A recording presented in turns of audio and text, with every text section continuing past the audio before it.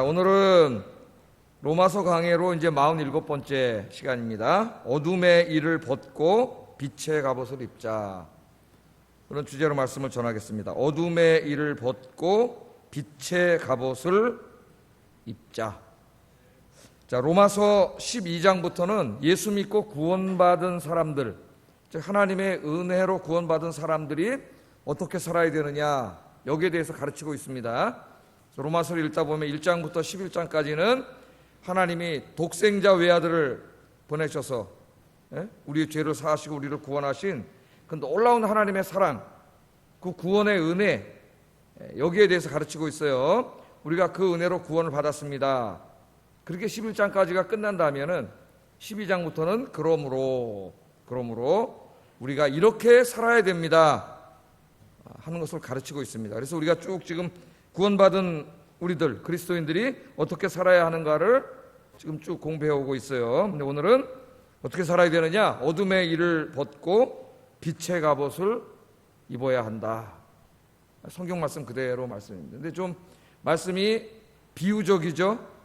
비유적인 말씀이에요. 이것은 우리가 예수 믿기 전에 죄 짓고 살았던 부끄러운 그 삶을 벗어버리고 이제는 어떻게 살아야 된다는 거예요. 예수 그리스도를 믿는 사람으로서 영적으로 도덕적으로 거룩한 삶을 살아야 됩니다. 이걸 좀 이제 사실적으로 표현하면은 그런 말씀입니다. 그러니까 오늘 사도 바울은 우리가 어떻게 살아가야 하느냐는 문제를 옷을 입고 벗는 것을 비유로 해서 말씀드리고 있어요. 그래서 더러워진 옷은 벗어버리고 새 옷을 입어야 된다. 새 옷을 입어야 된다. 그렇게 말씀하고 있습니다. 오늘 말씀을 듣고 이 시간부터 이제까지 어떻게 살아왔느냐, 그게 중요하지 않아요. 이제 하나님 앞에는 오늘부터 내가 주님 앞에 갈 때까지 이 삶이 중요하죠. 어떻게 살아야 되는가, 이걸 오늘 공부해야 되는데, 말씀을 듣고 오늘부터 세상과 구별돼서 죄를 멀리하고 그 어둠의 일은 벗어버리고 죄는 멀리하고 도덕적으로 영적으로 거룩한 삶을 살아가시는 여러분 되기를 주의 이름으로 축복합니다. 이 말씀을 좀 오늘 본문을 통해서 자세히 살펴보겠습니다. 자, 오늘 이 말씀을 보면은 사도 바울이 이제 바로 우리 그리스도인들이 특별히 도덕적으로 어떻게 거룩한 삶을 살아야 되는가 하는 것을 이제 가르치는데, 크게 이제 세 가지 범주로 가르쳐요, 사도 바울이. 그런데 그것을 가르치기 전에 먼저 사도 바울이 강조하고 있는 게 있습니다. 그게 뭐냐면은 우리가 지금 어떤 시기를 살고 있는가 하는 것을 먼저 이야기해요. 우리가 어떤 시기를 살고 있는가를 먼저 가르쳐주고, 우리가 이런 시기를 살고 있기 때문에 그러므로 우리는 이렇게 살아야 됩니다. 이런 식으로 설교가 구성이 되어 있습니다. 오늘 본문이. 자, 왜 그러는가? 제가 좀 이해하기 쉽게 한번 이렇게 비유로 예화를 한번 얘기를 해보겠어요. 여러분 저 자녀들 다 키우시잖아요, 그죠? 자녀들을 다 키우시면은 이제 요새는 애들이 학교를 잘 안 가고 그러는데 아침마다 전쟁이 벌어집니다. 가정에 어떤 전쟁이 벌어져요? 애들 깨우는 전쟁이 벌어져요. 저도 이제 우리 아이들이 지금 다 컸습니다만 중고등학교 다닐 때 아침마다 치러야 되는 전쟁이 뭐냐면 애들 깨워서 학교 보내는 거예요. 요새 아이들이 굉장히 피곤합니다. 거의 뭐 학원 갔다 오면 12시, 밤 12시 돼요, 아이들이. 그리고 뭐 씻고 자기 뭐 좀 더 하고 자면 막 새벽 1시, 2시 이렇게 자니까 아이들 굉장히 피곤해요. 그러니까 아침에 잘 못 일어나요. 아이들 피곤해서. 뭐 무리도 안 해요. 잠을 잘 못 자기 때문에 못 일어나요. 근데 학교 갈 시간은 됐고, 그럼 저 제 아내하고 이제 새벽기도 마치고 집에 가 있다 아이들을 깨우죠. 야, 학교 갈 시간 됐다. 이렇게 깨워요. 그럼 아이들이 한 번에 잘 안 일어나요. 피곤해서. 네, 그래 놓고 좀 있다가 또 자고 있단 말이죠. 그럼 또 가서 야, 학교 갈 시간 됐어. 그렇게 또 깨우죠, 우리가. 그럼 또 이제 아이들이 또 일어나잖아요. 그러니까 몇 번을 이렇게 이제 반복하다가 아이들이 학교에 갑니다. 또 이제 이 시험을 볼 때, 제가 시험 얘기 먼저 해야 되는데 순서도 꼬끌꼬끌. 자, 아이들이 이제 시험을 보잖아요. 시험을 보면 부모님들이 아이들한테 뭐라 해요? 공부하라 그러죠. 공부해라 그런단 말이에요. 그런데 내일이 학기말고사예요. 내일 학기말고사를 보면은 지금 시간이 없지 않습니까? 오늘이라고 하는 시기는 아이들이 좀 다르게 살아야 되잖아요. 내일 학기말고사를 보니까 다르게 살아야 돼요. 부모님들이 공부하라고 얘기해야 되는데 아이들이 공부를 안 한단 말이죠. 제가 내일 시험 학기말고사인지 아닌지 참 이게 생각이나 있는지 기억은 하고 있는지 이게 잘 모르겠어요. 그때 어머님들이 이제 부모님이 야 공부해라 그럴 때 어떻게 얘기하냐면 그냥 공부하라 그러지 않고 뭐라 그러면서 공부하라 그러면 효과적일까요? 야 너 지금 내일 학기말고사야. 그렇죠? 내일이 학기말고사야. 에? 너 지금 학기말고사가 가까웠는데 공부해야지 이렇게 놀면 되겠냐? 공부해. 그렇게 부모님들이 말씀을 하십니다. 그러면 그냥 공부하라는 것보다는 훨씬 효과적이에요. 아이들이 내일 시험이지. 그래가지고 공부를 한단 말이죠. 물론 그래도 공부 안 하는 놈은 공부 안 합니다. 또 설교를 제가 또 이렇게 해도 오늘 말씀을 듣고도 하나님 말씀대로 순종 안 하는 사람도 잘 안 해요. 공부를 안 하죠. 그러나 그냥 공부하라는 것보다는 지금 네가 어떤 시기를 살고 있는가를 가르쳐주면 애들이 더 공부를 하죠. 내일 학기말고사야. 그럼 애들이 더 공부를 합니다. 오늘 이 바울의 설교가 이런 식으로 구성이 되어 있어요. 이런 식으로. 그래서 예수 믿는 사람으로서 이렇게 살아야 됩니다를 말하기 전에 먼저 네가 지금 어떤 시기를 살고 있는가를 먼저 가르쳐줍니다.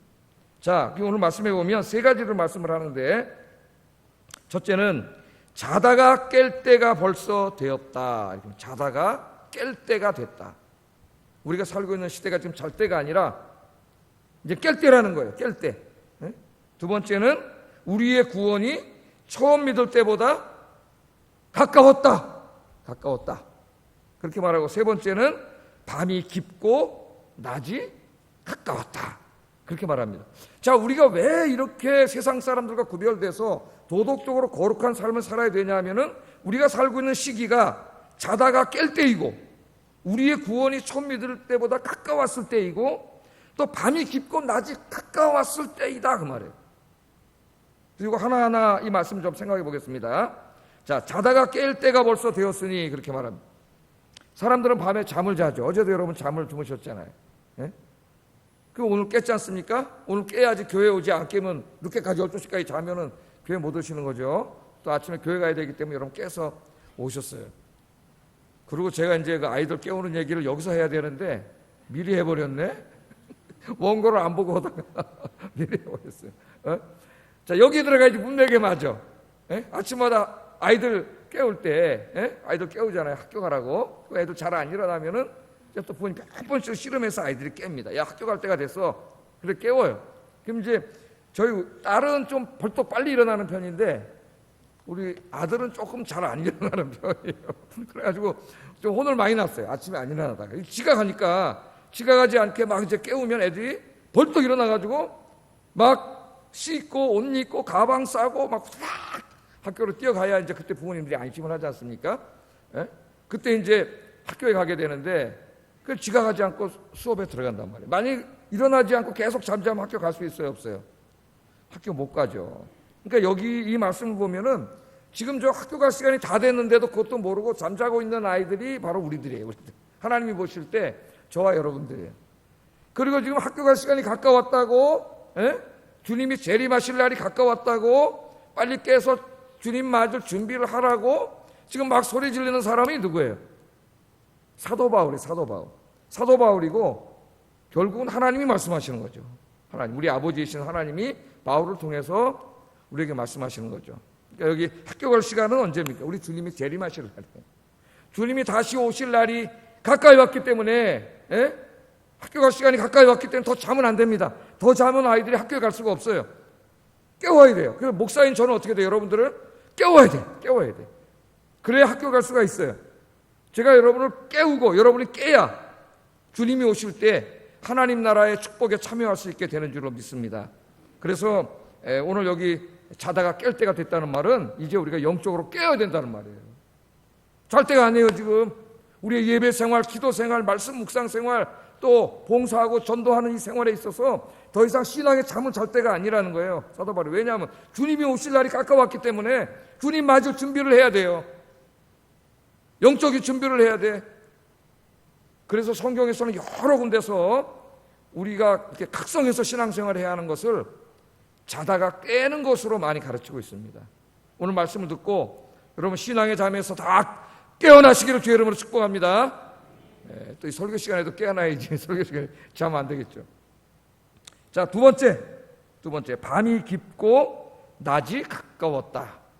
결론은 다 똑같습니다. 사실은 주님의 재림하실 날이 가까웠다는 걸 알려주는데 결론은 똑같은데 조금 뉘앙스와 강조점이 달라요. 자, 밤이 깊고 낮이 가까웠다. 성경에서 밤은 뭡니까? 죄악으로 가득한 이 악한 현 세대를 말합니다. 우리가 살고 있는 세대를 밤이라 그래요. 밤.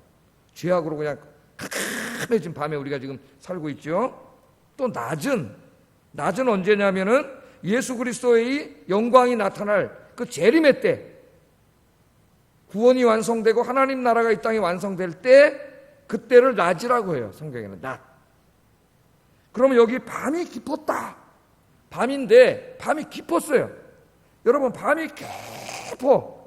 그래서 밤이 제일 깊어지면은 뭐가 가까이 옵니까? 새벽이 가까이 온 거예요. 밤이 제일 깊어. 새벽 전, 해 뜨기 전이 밤이 제일 칠흑같이 어둡습니다. 그러니까 여기에 밤이 깊었다는 말은 이 죄악의 권세, 어둠의 권세가 다스리는 이 죄악으로 가득 찬 이 현 세대의 끝이 가까웠다는 거예요. 가까이 왔다. 이제 좀 있으면 동틀 날이, 해가 뜰 날이 가까웠다. 그 해가 뜰 날이 언제? 우리 예수님이 다시 재림하시는 날이죠. 그 날이 가까웠다는 겁니다. 그래서 밤이 깊고 낮이 가까웠다. 그것을 우리가 깨달아야 돼요. 이 땅에 죄악이 가득하고 그 죄악이 더 득실득실하고 죄악의 어둠이 칠흑같이 어두워졌을 때 우리 뭘 깨달아야 돼요? 이제 이 악의 종말이 가까이 왔고 우리 주님께서 이 모든 악을 심판하시고 우리를 구원하시기 위해서 오실 날이 아주 가까이 왔다. 해 뜰 날이 아주 가까이 왔다. 우리가 지금 그 시기를 살고 있다. 그것을 깨달아야 됩니다. 자, 이것을 다시 한번 강조하기 위해서 좀 제가 순서를 바꿔서 설명하는데 11절 마지막 절에 보면 이렇게 말씀했어요. 같이 읽어보겠습니다. 시작. 예, 이제 우리의 구원이 처음 믿을 때보다 가까웠다. 이것도 결론은 같아요. 예수님 오실 날이 가까웠다 그런 말입니다. 그러나 조금 뉘앙스가 다르다 그랬죠. 여기 우리 구원이 처음 믿을 때보다 가까웠다. 어떤 이 말씀을 읽으면 그럼 우리 예수 믿고 나 구원 받았는데 나 아직 구원 못 받았다는 얘기인가? 그렇게 들릴 수 있습니다. 이 말씀이. 왜냐하면 우리의 구원이 처음 믿을 때보다 가까웠으니까 아직 안 온 거 아니에요. 그럼 나 아직 구원 못 받았나? 성경을 자세히 읽고 묵상하는 사람들은 그런 의문을 가질 수가 있어요. 여기는 그런 말씀이 아니죠. 우리 이미 1장부터 11장까지 공부했습니다. 여러분이 예수 믿고 여러분의 신앙을 고백하면은 그때 어떤 일이 벌어져요? 여러분 죄사함 받고 성령님이 여러분 안에 찾아오셔요. 그래서 여러분이 구원받게 됩니다. 그러니까 구원은 언제 사실은 언제 이미 결정이 되는 거예요. 여러분이 예수 믿고 구원받은 날, 그날이 다 사람마다 다르겠지만 그날 구원은 결정된 거예요. 그러나 그 구원이 완전히 이루어지진 않았습니다. 아직.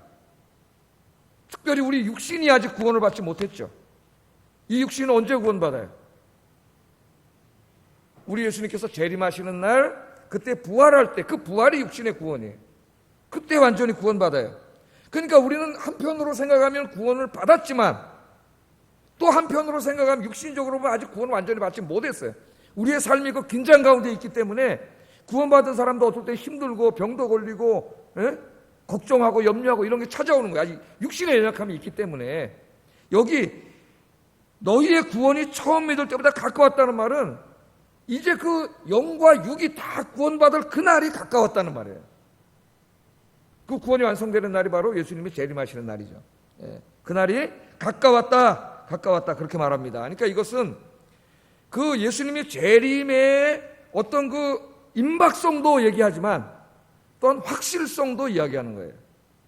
자, 내일 학기말고사 봐. 너 내일 학기말고사잖아 이놈아. 오늘 이렇게 놀면 안 되지. 자면 안 되지. 깨서 공부해야 되지. 이렇게 말할 때 학기말고사가 임박했다는 내용도 있지만 또 하나 뭐가 강조돼요? 반드시 학기말고사 본다는 게 강조가 되잖아요. 이게 두 가지가 다 있어요. 이 하나님 말씀에는. 우리 다 죽으면 어떻게 돼요? 이것으로 끝나지 않습니다, 여러분. 주님 앞에 서게 되죠. 우리 다 주님 앞에 설 날이 있어요. 부활해서 주님 앞에 서게 되면 우리의 한평생이 주님 앞에 다 드러납니다.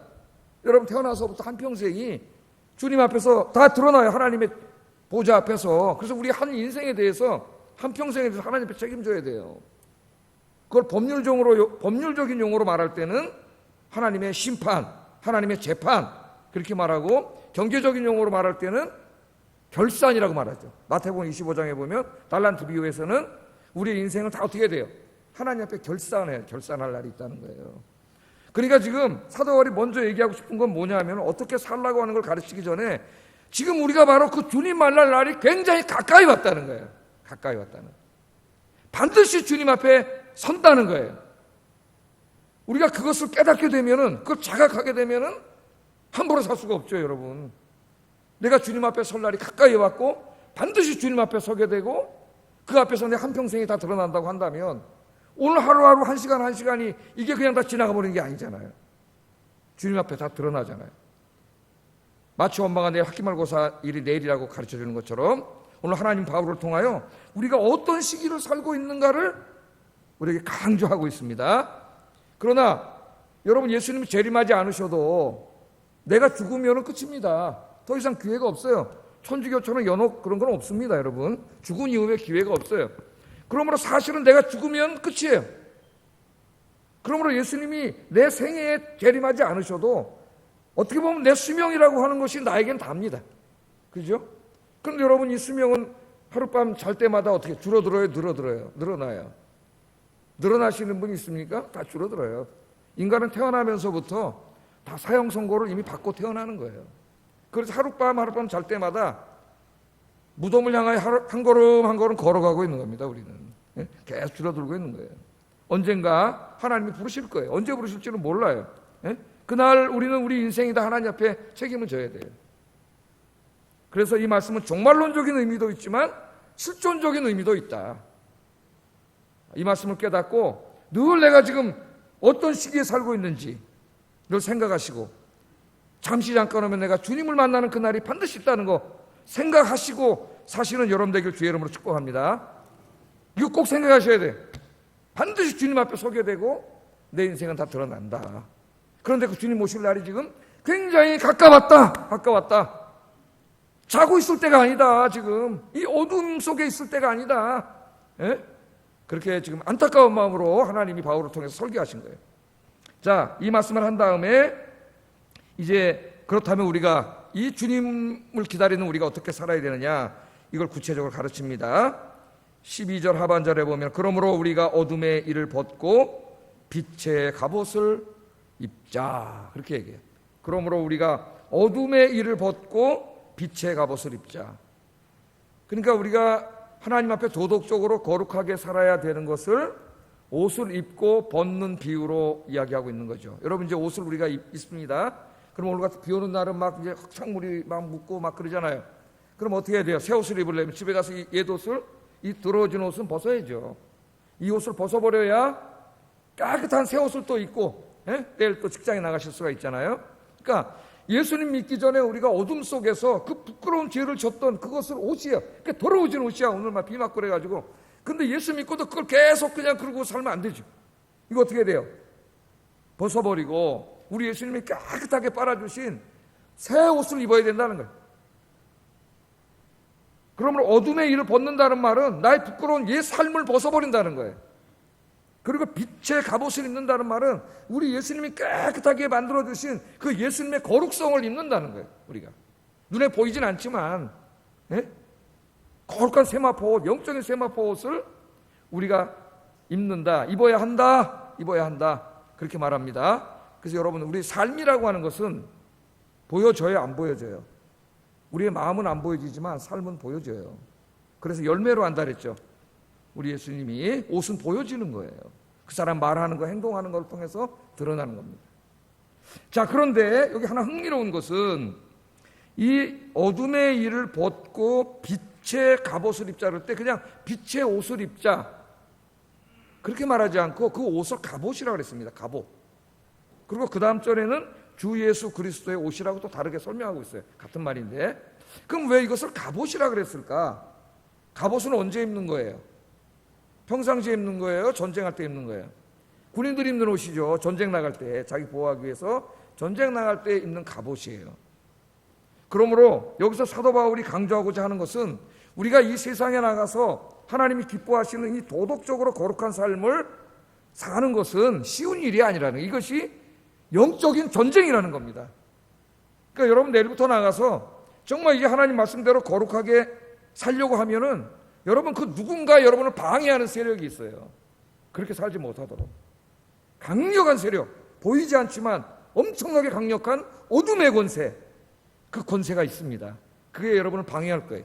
구원받지 못한 육신의 정욕을 계속 자극해가지고 육신이 좋아하는 세상의 화려한 것들, 그런 것들을 막 갖다 보여주면서 거룩하게 살지 못하도록 할 거예요. 그래서 우리가 이 갑옷을 입어야 돼. 이건 영적인 싸움이에요. 영적인 싸움. 자, 요한계시록 12장 17절 한번 읽어보겠습니다. 시작.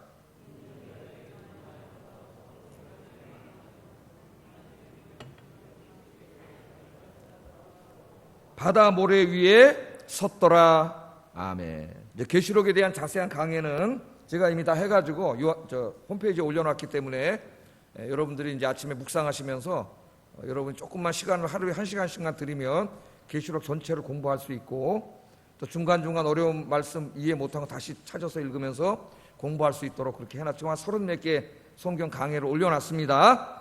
은혜는 공짜로만 받으려고 하지 마세요. 여러분. 구원은 공짜로 받았지만은 여러분 이제 구원 이후에 하나님이 쏟아부어 주시는 매일매일 받는 은혜는 여러분 노력하셔야 돼요. 기도하고 성경 읽고 예배 드리고 찬송하고 설교도 듣고 공부도 하고 이래야 풍성하게 얻어지는 거지 가만히 앉아있으면 하나도 얻지 못해요. 노력하는 사람은 풍성한 은혜 속에 살지만 그렇지 않은 사람, 게으른 사람은 메말라집니다. 신앙이 꼭 기억하세요. 자, 이것은 지금 사탄이, 용은 사탄이고 여자는 이제 성도들을 말하는데 성도들이 하나님께 죄를 짓고 이제 땅으로 쫓겨난 모습이에요. 땅으로 쫓겨났는데 누구한테 화를 내고 있냐면은 하나님이 제일 사랑하시는 성도들에게 화를 내고 있어요. 하나님한테는 어쩔 수 없으니까 하나님이 제일 사랑하는 자들을 건드리는 거야. 그게 저와 여러분이에요. 근데 지금 어떤 자세를 취하고 있어요? 모래가에, 바다 모래가에 딱 잔뜩 웅크리고 있잖아요. 그럼 개구리가 딱 웅크리고 있으면 왜 웅크리고 있어요? 도약하려고 웅크리는 거죠. 팍 뛰는. 예? 요새 개들 프로들이 텔레비전에 나오는데 그 개들이 이렇게 딱 사람에게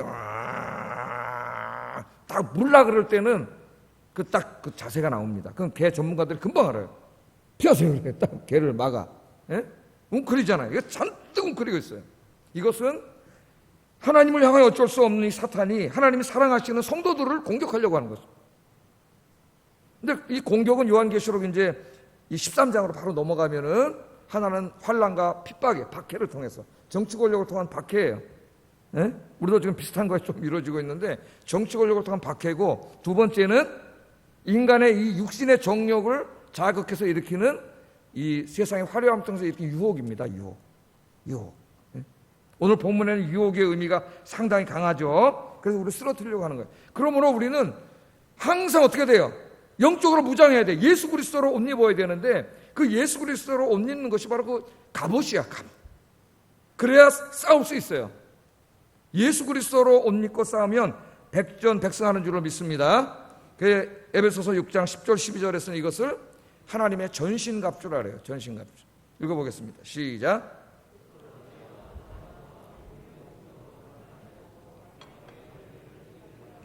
하나님의 전신갑주를 입으라. 우리의 씨름은 혈과 육을 상대하는 것이 아니요 통치자들과 권세들과 이 어둠의 세상 주관자들과 하늘에 있는 악의 영들을 상대함이라. 아멘. 우리의 싸움은 혈과 육의 싸움이 아닙니다.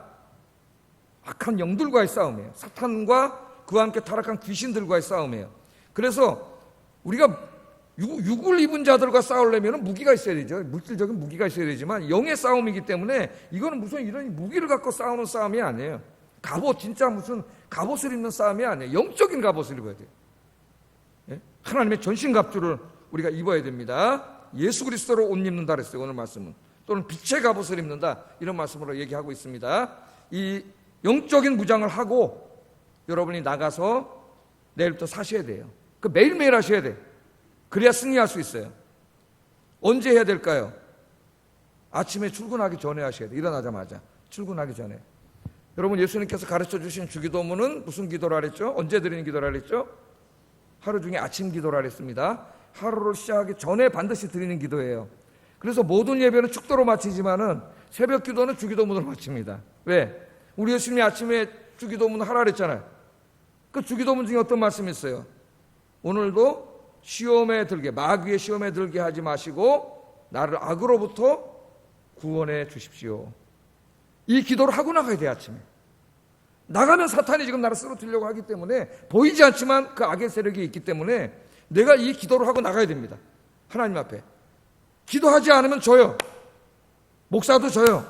그러나 기도하고 나가면 백전백승 승리하는 줄로 믿습니다. 그래 우리가 무장해야 된다, 무장해야 된다, 그 말 하는 거예요 지금. 그러므로 우리가 어둠의 일을 벗고 빛의 갑옷을 입자. 그 영적인 무장을 하고 나가서 우리가 이제 살아야 될 이 도덕적으로 거룩한 삶에 대해서 이제 얘기를 해. 크게 세 쌍으로 되어 있습니다. 세 쌍으로. 자, 한번 살펴보겠어요. 13절 한번 읽어보겠습니다. 시작. 음란과 호색하지 말며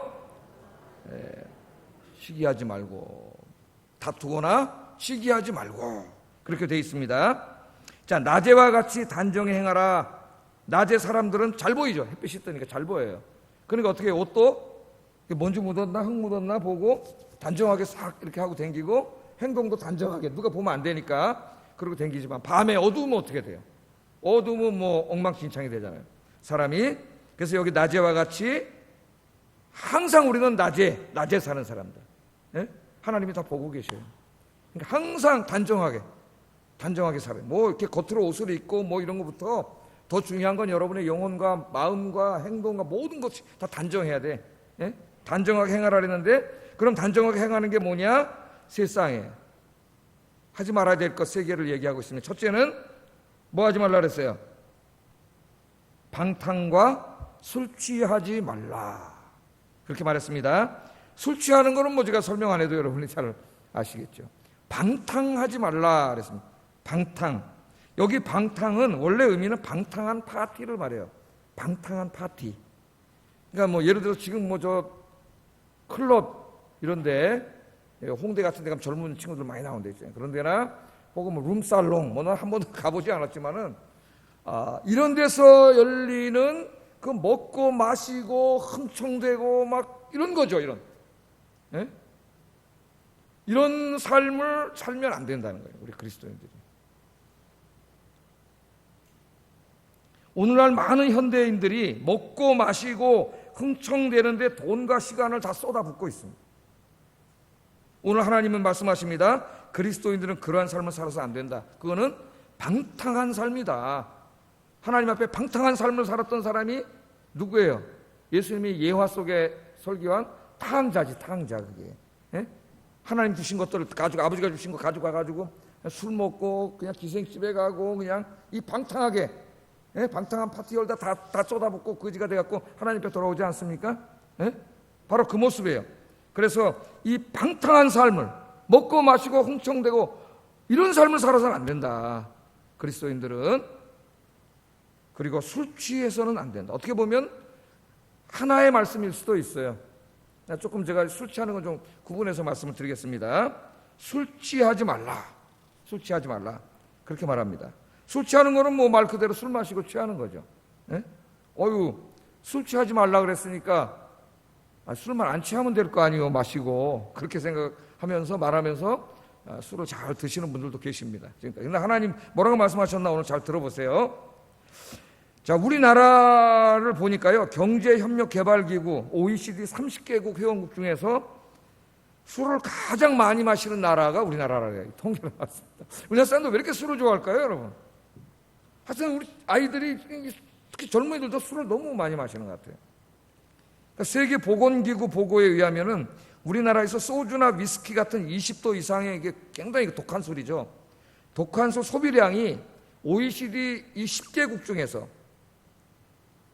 제일 높은데, 어느 정도 높으냐면은 무려 5.6배, 그러니까 6배 정도로 더 마신다.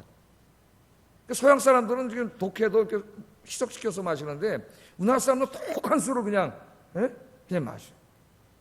저는 술이라고는 20살 때 한 번 마셔봤어요. 20살 때 딱. 그 다음에 안 마셨어요. 고등학교 졸업하고 좀 이제 방황할 때 좀 마셔봤는데, 그런 거 마셔보지는 않았습니다. 자, 그래서 하여튼 우리나라가 이 술 시장이 세계에서 최고예요, 술 시장이.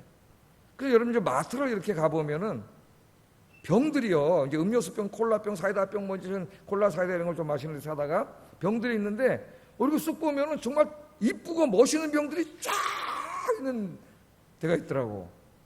그 가보면 다 뭘까요? 다 술병이에요, 술병. 아니 그 술병은 왜 그렇게 이쁘게 만드는지, 그냥 병을 갖고 싶어, 이뻐가지고 그렇게 이쁘게 화려하게 술병을 만들어서 쫙 거기다 전시해놨어. 여러분, 우리나라 그 그리스도인들이 뭐 800만이다, 개신교인들이 그렇게 얘기하는데, 술을 마시는 사람이 많을 것 같아요, 안 마시는 사람이 많을 것 같아요? 제가 다 확인을 못 하겠습니다만은 마시는 사람이 더 많을 것 같습니다. 마시는 사람, 제 얘기를 들어보면, 예? 마시는 사람이 더 많을 것 같아요. 우리 교회는 안 마시는 분이 더 많을 줄로 믿습니다. 하여튼 제 믿음이에요. 사실은 잘 모르겠어요. 안 마시겠지. 자, 이 술로 인한 우리의 그 사회적, 경제적 손실이 엄청나다 그래요. 직간접 의료비, 사고 및 숙취로 인한 생산성 손실, 음주 때문에 빚어지는 연간 경제, 사회적 손실 등이 여러 가지가 있는데, 그 규모가 국민 총 생산의 한 4, 5% 정도 된다 그래요. 한 2조 원 정도 술로 인해서 낭비되는 이 사회 손실이요. 술은 나라를 망치고 가정을 망치고 자신을 망치는 사회의 적이라고 사람들은 이야기합니다. 그러면서도 중독이 돼가지고 마시는 거예요. 중독이 돼가지고. 근데 무엇보다도 하나님께서 술 마시는 것을 매우 싫어하신다는 걸 알아야 돼요. 자, 우선 하나님이 제일 먼저 말씀하신 게 술 취하지 말라 그랬어요. 술 마시는 분들이 제일 좋아하시는 말씀이에요. 술 취하지 말라 그랬지 언제 마시지 말라 그랬냐. 에베소서 5장 18절 읽어보겠습니다. 시작. 술 취하지 말라 이는 방탕한 것이니 성령의 충만함을 받으라. 술 취하는 것과 성령 충만을 대조했어요. 여러분, 술 취하면은 내가 나를 통제하는 게 아니라 술이 나를 통제하게 돼요. 알코올이 통제해요. 성령 충만하면은 죄악된 나의 본성이 나를 통제하는 게 아니라 성령님이 내 인생을 통제해요. 그래서 이 두 가지가 비슷해요. 그래서 여기서 같이 났습니다. 술 취하지 말고 성령 충만해라. 술 취하려면 술을 마시면 취하는 거죠. 성령 충만하려면 어떻게 해야 돼요? 기도하셔야 돼요. 기도. 네? 기도 생활을 열심히 하면은 성령이, 내 안에 계신 성령께서 나를 온전히 지배하세요. 충만이라는 말은 온전히 지배한다는 말이에요. 내가 구원받았을 때 성령님이 내 안에 계시지만, 내가 또 그때 술 먹고 이렇게 세상으로 자꾸 나가면은 성령님이 나를 온전히 지배하시는 걸 방해해요, 이것들이. 그래서 성령이 나를 온전히 지배하지 못해요. 능력이 없어서 못하는 게 아니라 안 하시는 거예요. 그러나 내가 하나님 앞에 나가서 여러분처럼 이렇게 예배 드리고 찬송 부르고 말씀 읽고 기도하면은 성령님이 나를 온전히 지배하셔요. 그래서 여러분의 삶은 성령님이 이끌고 가는 삶이 되는 거예요. 이끌고 가는 거룩한 삶이 되는 겁니다. 자, 그래서 성령 충만을 받으라 그랬습니다. 그 다음에는 거기서 끝난 게 아니에요. 술을 즐겨 마시는 사람들과는 사귀지도 말라 그랬어요. 사귀지도 말라. 잠언 23장 20절 21절 읽어봅니다. 시작. 더불어 사귀지 말라. 술 취하고 음식을 탐하는 자는 가난하여질 것이요. 그러니까 여러분, 우리 예수 믿는 사람도 안 믿는 친구들이 많죠. 에? 그래서 이제 저도 옛날에 지금 없지만 청년 때는 전화가 와요. 야, 장모야, 여기 우리 어디 저 맥주집에 있는데 오라는 거야. 아, 친한 친구들이 안 갈 수도 없고 갈 수도 없고 어떻게 하지? 그러다 가서 나는 그냥 콜라나 마셔야 되겠다고 옛날에 한번 가요. 그럼 이제 제 술이라고 따라주는 게 콜라 따라주는 거죠. 색깔은 비슷하더라고 보니까. 이제 이렇게 마시게 되고 그런 경우가 있죠. 여러분, 이제 안 믿는 친구들 있잖아요. 술 마시는 친구 만나면 술 마시게 돼요. 그래서 하나님은 아예 술을 즐겨하는 자들은 사귀지 말라 그랬어요. 멀리 하시기 바랍니다. 그럼 그 사람은 어떻게 전도해요? 전도는 술집에서 하지 마시고 여러분이 밥 사주시면서 전도하시기 바랍니다. 개인적으로 불러내서 밥 사주면서 전도하면 돼. 왜 술집에 가서 무슨 전도를 해요? 네? 사귀지도 말라 그랬어요. 그 다음에 더 강하게 하신 말씀이 있어요. 술은 쳐다보지도 말라 그랬어요. 쳐다보지도 말라. 잠언 23장 29절 31절 읽어보겠습니다. 시작. 분쟁이 네게 있느냐, 원망이 네게 있느냐, 까닭 없는 상처가 네게 있느냐, 붉은 눈이 네게 있느냐, 술에 잠긴 자에게 있고 혼합한 술을 구하러 다니는 자에게 있느니라. 포도주는 붉고 잔에서 번쩍이며 순하게 내려가나니 너는 그것을 보지도 말지어다. 술에 임박힌 사람은 술이 술술 넘어간다. 그래서 술은 술술 잘 넘어간다. 술에 임박힌 사람들이 마셔. 그런 속성이 있고, 이건 알코올의 중독성을 얘기하는 겁니다. 그렇기 때문에 아예 술은 쳐다보지도 말라. 그래서 마트에 가가지고 쫙 있잖아요. 아예 그냥 쳐다보지도 마세요. 그쪽 근처로 가지도 마세요. 예? 술 좋아하는 친구를 아예 그냥 만나지도 말고 사귀지도 말고 술은 멀리하고, 여러분 오직 기도와 말씀을 가까이 하고 주님을 가까이 하시는 여러분 되기를 주의 이름으로 축복합니다.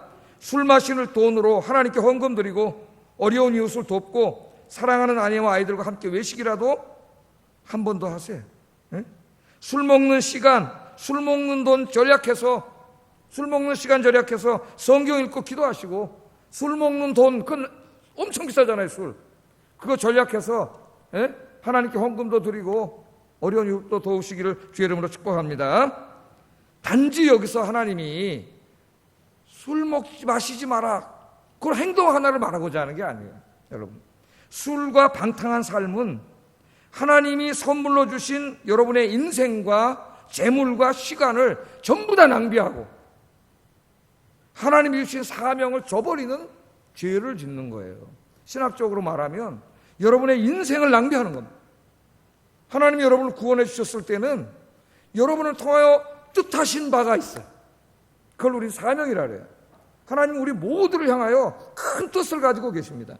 그것도 모르고 그 일을 감당하라고 하나님 돈도 주고 시간도 주고 건강도 주니까 이거 가져가서 먹고 마시고 흥청거리고 술 취하고, 그러면 어떻게 되는 거예요? 여러분 인생을 다 낭비해버리는 거예요. 재물과 시간도 낭비해버리고 하나님 주신 사명도 다 져버리는 거예요. 그래서 그게 큰 죄가 돼요. 하나님 앞에. 단지 먹고 마시는 문제가 아니라. 아셨죠? 신학적인 의미가 있어요. 두 번째는 음란과 호색하지 말라. 음란과 호색하지 말라. 음란과 호색이라는 말은 성적인 방탕, 성적인 문란한 삶을 의미합니다. 삶을 살지 말라, 그런 말씀입니다. 21세기는 어느 시대보다도 가장 성적으로 문란한 시기고, 심지어는 이제 동성애까지 우리나라에서도 지금 국회의원이 발의를 했어요. 이미 차별금지법 해가지고 동성애법을 발의를 했습니다. 이제 우리 사회에 어떤 일이 벌어질지 몰라요. 앞으로 그런 법을 발의하는 자들은 절대 뽑으면 안 돼요, 여러분. 그건 하나님의 뜻에 정면으로 거역하는 사람들인데 그걸 내가 또 뽑아? 같은 사람이 되는 거예요. 그러면 같은 죄를 짓는 거예요, 앞으로. 지금 우리 사회가 어떻습니까, 여러분? 우리 사회에 어떤 그 권력과 힘을 가진 자들이, 그게 정치인이든 무슨 교수, 맨 이런 사람들이에요. 예? 이런 사람들이 지금 어떻게 돼요? 연약한 자기 그 여성들, 딸 같은 애들 성추행이 너무 심해가지고 우리나라 성추행 국가가 됐어요. 성추행 국가. 부끄러운 일이잖아요, 우리나라가. 그거는 인륜의 문제고 도덕의 문제입니다.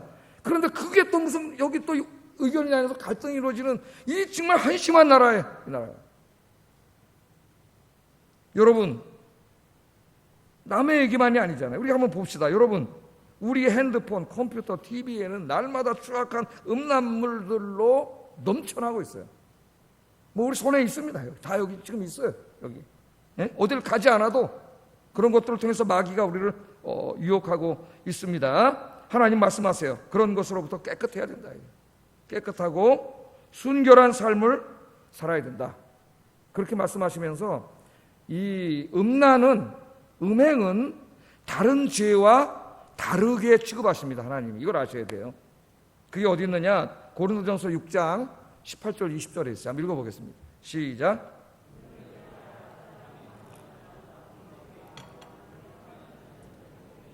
너희 몸은 너희가 하나님께로부터 받은 바 너희 가운데 계신 성령의 전인 줄을 알지 못하느냐? 너희는 너희 자신의 것이 아니라 값으로 산 것이 되었으니 그런즉 너희 몸으로 하나님께 영광을 돌리라. 아멘. 자, 음행을 피하라. 아예 비슷한 거 다 피해버리라는 거예요. 쳐다보지도 말고. 그러면서 사람이 범하는 죄는 몸 밖에 짓는 죄라 그럽니다. 하나님. 우리가 짓는 다른 죄는 물론 다른 죄도 져서는 안 되지만 몸 밖에 있는 죄예요. 그러나 음행이라고 하는 죄는 자기 몸에게 죄를 짓는 거라 그랬습니다. 하나님, 자기 몸에게 죄를 짓는 거예요. 그런데 우리 몸은 뭐예요? 그냥 몸이 아니에요. 어떤 몸이에요? 하나님께로부터 받은 몸이고 우리 몸에는 성령님이 거하셔요. 하나님의 영이신 성령님이 거하시는 하나님의 성전입니다. 예수 믿고 구원받은 사람의 몸은 그냥 몸이 아니에요. 그냥 육신이 아닙니다. 여러분 안에는 하나님의 영이신 거룩하신 성령님이 들어와 계세요. 그래서 여러분이 음행의 죄를 지면 그것은 곧 어떤 죄를 짓는 거예요? 하나님의 성전을 더럽히는 죄를 짓는 거예요. 그러니까 단지 음행, 하나의 행동을 말하고자 한 게 아닙니다. 하나님. 이 음행이라고 하는 죄를 그리스도인들이 짓게 되면은 그것은 결국 하나님의 성전을 더럽히고 하나님의 성전을 파괴하는 죄를 짓는다고 하는 이 엄청난 신학적인 의미가 있어요. 이 말씀 속에. 그래서 하나님께서 음행을 금하라고 한 거예요. 뿐만 아니라 우리의 몸은 신약 성경 특별히 바울 서신을 읽으면은 우리가 부활할 때에 그 부활의 재료입니다. 이 몸이. 예? 우리가 죽으면 화장하잖아요. 그럼 재로 다 뿌리잖아요. 없어진 게 아니에요.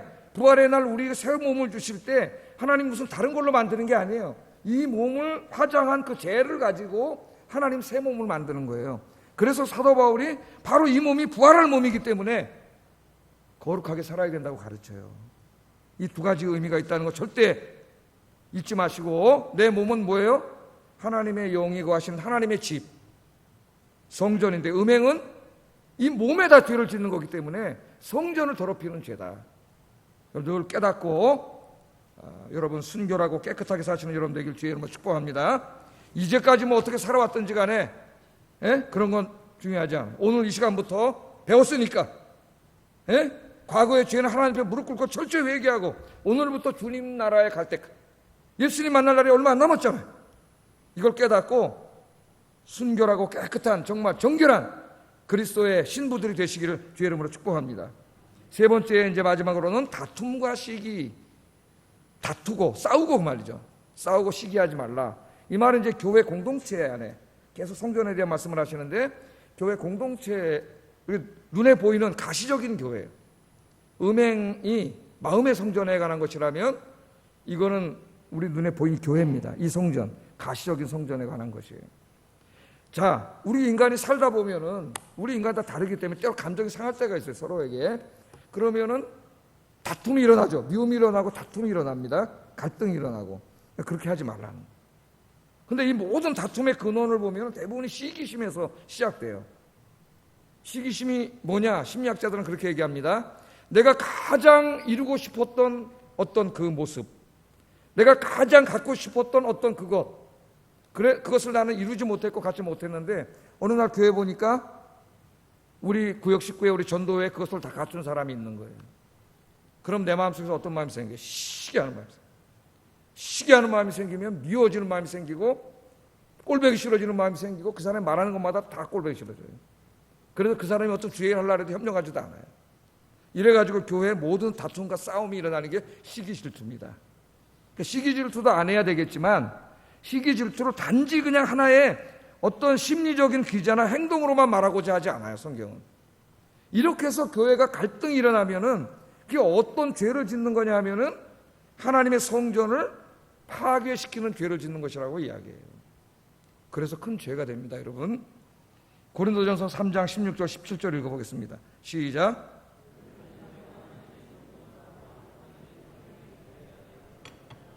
누구든지 하나님의 성전을 더럽히면 하나님이 그 사람을 멸하시리라. 하나님의 성전은 거룩하니 너희도 그러하니라. 네. 여기 너희는 한 사람을 말하는 게 아니라 그 공동체를 말해요. 고린도 교회 공동체. 공동체를 말합니까? 너희들, 우리 아현교회들, 아현교회 그 말이에요. 이 아현교회는 하나님의 성전이다. 그렇게 말했죠. 왜? 하나님의 성령이 이 안에 계시기 때문에. 공동체 안에. 개인에게도 계시지만 공동체 안에도 계세요. 자, 그런데 지금 이 고린도 교회는 여러분이 잘 알다시피 나뉘어져서 갈등하고 싸우고 있습니다. 나는 베드로파요, 나는 뭐 게바파요, 나는 심지어는 그리스도파요, 나는 아볼로파요. 나뉘어가지고 서로 시기하고 싸우고 있어요. 교회가 깨지고 있어요. 그런 사람들을 향해 하신 말씀이 이거예요. 너희가 지금 하는 행동이 단지 그냥 서로 이렇게 좀 달라가지고 서로 시기하고 갈등하는 정도, 그 정도 죄가 아니라는 거죠. 그렇게 함으로 지금 뭐가 파괴되고 있냐면은 예수 그리스도의 피값으로 사신 교회가 찢어지고 있는 거예요. 교회가 나뉘어지고 있는 거예요. 여러분, 지금 다른 교회에서 이 분열이 생겨가지고 싸우고 법원에 고소하고 이런 일을 하는 사람들이 자기들이 하는 일이 뭔지를 모르고 있어요. 하나님의 교회를 파괴시키고 있는 거예요. 그러니까 하나님 뭐라 그래요? 내가 그 사람을 멸하시리라. 교회를 파괴하는 자는 내가 그 사람을 파괴시키겠다는 말입니다. 굉장히 두려운 말씀이에요, 이 말씀이. 그래서 여러분 이 말씀을 잘 보세요. 교회 안에 만약에 어떤 중직자들이 제일 먼저 우리가 살펴봤던 먹고 마시고 호랑방탕한 삶을 살고 술 취하고 막 그러다가 발각이 됐어요. 그럼 어떻게 돼요? 교회 공회가 열려서 치리당합니다. 망신당하는 거죠. 그 다음에 두 번째, 음란과 호색 이런 걸 하다가 걸렸어요. 그럼 어떻게 돼요? 치리당해요. 그래서 망신을 당해요. 큰 죄로 누구나 여기고 있어요. 그래서는 안 된다는 걸로. 그러나 여기 똑같은 죄로 다루고 있는 다툼과 시기에 대해서는 다른 생각을 가지고 있는 것 같아요, 사람이. 내 마음속에 시기심이 있고 막 갈등, 미움, 다툼이 있는 것, 그것은 별로 대수롭게 생각하지 않아요. 일단 뭐 잘 안 보이잖아요, 내 마음속에 있는 거니. 대수롭게 생각하지 않는데 하나님은 이 세 가지 죄악을 똑같은 수준의 죄악으로 보고 있다는 겁니다. 그러니까 우리가 조심해야 되는 거예요. 내 마음속에 시기와 다툼과 갈등의 마음이 생길 때 이게 큰 죄예요. 왜? 하나님의 교회를 찢어놓고 파괴시키고 거기 때문에. 이런 마음이 생길 때 여러분 누구나 그런 마음이 생길 수 있어요. 뭐 교회 싸우고 뭐 법원에 가고 이런 걸 안 할지라도 누구나 소소하게 생길 수 있습니다, 우리 마음속에. 여러분 기도하셔서 이런 나쁜 마음을 다 제거하시고 모든 사람을 사랑으로 품어주고 원수까지도 사랑하고 용서하고 기도하시는 우리 아임께 성도님들 되시기를 주의 이름으로 축복합니다. 이제 주님을 맞이할 준비를 하는 사람들은 내가 주님을 만나야 되기 때문에 이렇게 살아야 된다 그 말이에요. 이렇게 살아야 된다. 그러나 그러한 삶이 그렇게 쉽지가 않아서 아까 빛의 갑옷을 입으라 그랬는데 그것을 조금 확대해서 14절에 이렇게 또 다시 설명을 합니다. 한번 읽어보겠습니다. 시작.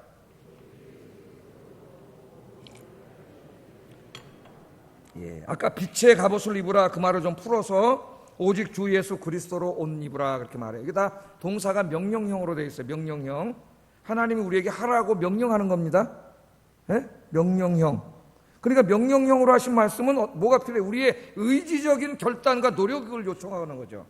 하나님이 하라 그랬으니까 자동적으로 나는 가만히 있는데 하나님이 하게 해주시는 게 아니고 우리가 그 말씀을 듣고 어떻게 해야 돼요? 내 의지를 발동해서 의지적으로 노력해야 되는 거죠. 뭘 노력하라고요? 오직 주 예수 그리스도로 옷을 입으라! 입으라. 그렇게 말합니다. 아니 목사님 아까 우리 이때까지 로마서 공부하면서 제가 이렇게 설교를 들은 것은 내가 예수 믿고 구원받을 때 이미 예수 그리스도로 옷 입었다고 배웠는데요. 어떻게 된 겁니까? 그렇게 물어보는 사람은 설교를 잘 듣는 사람이에요. 성경을 많이 하는 사람이에요. 자, 한번 봅시다. 갈라디아서 3장 27절 읽어보겠습니다. 시작. 누구든지 그리스도 합하여 세례를 받은 사람은, 구원받은 사람은 그리스도로 옷 입었어요. 우리는 이미 그리스도로 옷 입지 못하면 우리 구원받지 못해요. 여전히 어둠의 세력이 우리를 감싸고 있으면 안 되잖아요. 그리스도로 옷 입었어요. 아니 근데 목사님 그리스도로 옷 입었는데 왜 또 입으라고 하십니까? 왜 그럴까요? 여기 바울 신학을 읽어보면 명령법과 직설법이 있습니다. 우리가 예수님 믿고 구원 받았습니다. 이건 직설법이죠. 예수 믿고 우리가 구원받은 상태를 이야기해요. 그러나 아까도 말했지만 우리 육신이 완전히 구원을 받지 못했잖아요. 그래서 사탄이 육신의 정욕을 통하여 계속 우리를 죄짓게 하잖아요. 술 마시게 하고 호랑방탕한 삶을 살게 하고 음탕하게 하고 갈등하게 하고 시기하게 하고 계속 사탄이 역사하기 때문에 우리는 예수 그리스도로 옷 입었지만 또한 명령법이 있어요. 성경에는 계속해서 매일매일 그리스도로 옷 입는 일을 해야 됩니다.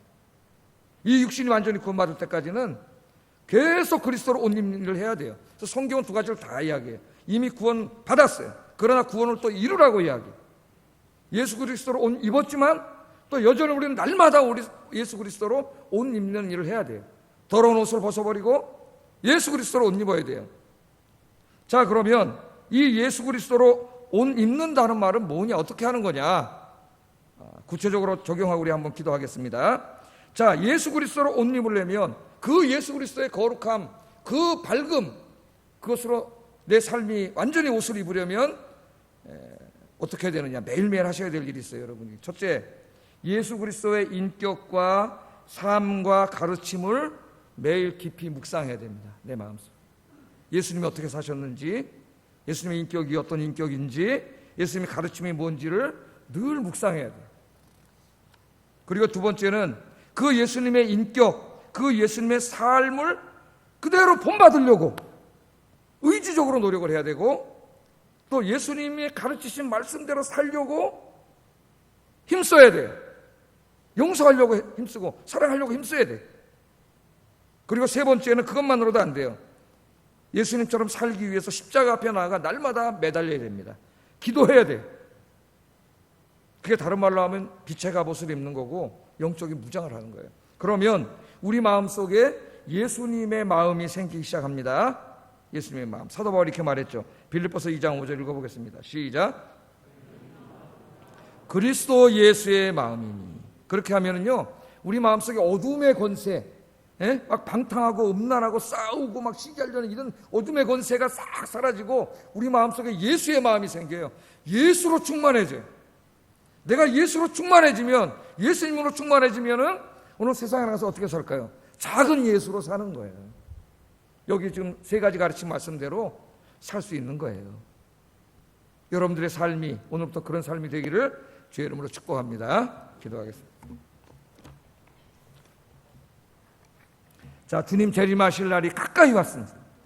우리는 반드시 주님 앞에 설 날이 있습니다. 먼저 이걸 늘 깨닫게 하소서 기도하시고, 두 번째, 그 주님 만날 날을 기억하면서 방탕과 술 취함, 음란과 다툼, 음란과 호색, 다툼과 시기와 같은 이 육신의 삶, 어두움에 속한 삶을 벗어버리고 작은 예수로 살게 하여 주시옵소서. 도덕적으로 거룩한 삶을 살게 하여 주시옵소서. 기도하겠습니다.